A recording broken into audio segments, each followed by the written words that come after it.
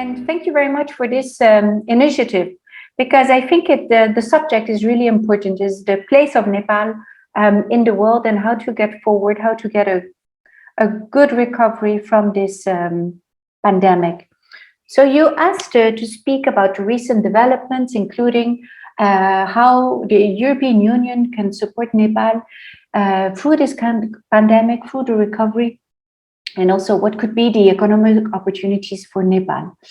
So let me just start by saying that since the start of the pandemic, the European Union has really spearheaded the global efforts to fight the pandemic. We have invested heavily in the research for vaccines. We have invested about 4 billion euros.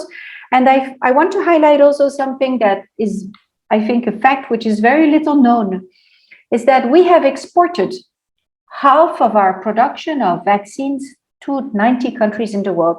So we have exported up to now around 340 million doses of vaccines, which is the same as what we have provided our own population for vaccination.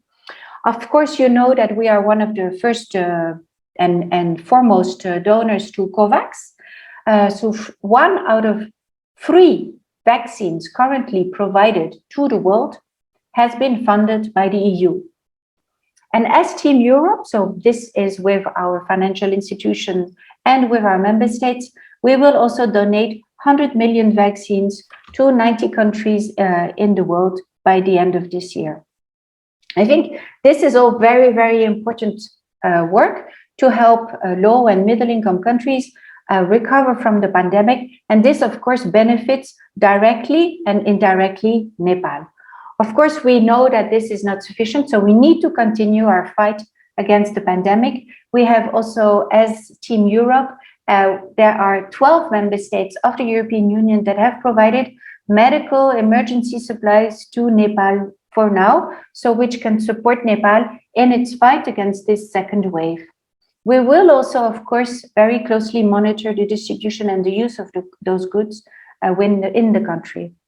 At the same time, we have also provided specifically to Nepal an additional 75 million euros, which is, I think, 9 billion Nepali rupias, to support the state budget directly, to create space in the state budget so that the state budget could support the Nepali people to recover from this pandemic.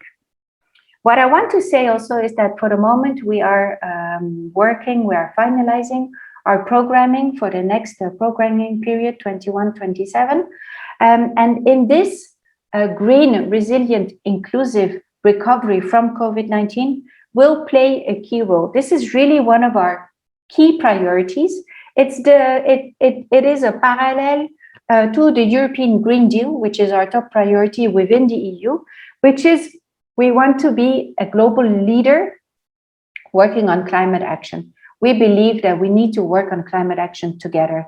We have one planet, and we all need to work on preserving that planet, be it to fight climate change, be it to support biodiversity, be it to support a sustainable and socially just economic.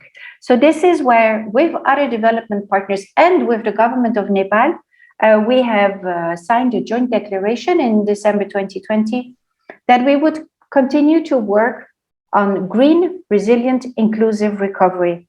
So I think that is very important. It means that we want to support Nepal's green growth by increasing energy efficiency and the use of renewable energy, but also to create jobs in sustainable agriculture and forestry, and to invest in Nepal's human capital through education and nutrition. And of course, within all of this, we want to continue to support the governance systems. And this is where I want to get to the last part of your question, which was on the economic opportunities for Nepal. We strongly believe that working on green growth will provide many economic opportunities. This is not an either or story. In the EU, we have been able to reduce greenhouse gas emissions while still increasing our GDP. And the same can happen for Nepal. So this is where we want to support Nepal to create green jobs within Nepal in sustainable agriculture, The ambassador before me spoke about agriculture and the production of agricultural products. I think those are really a niche sector for Nepal. We are supporting, for example, the production and the export of coffee. I think Nepal has a very pristine image across the world with the Himalayas and with this image of producing very high quality coffee. So this, I think, can be really a niche product for Nepal.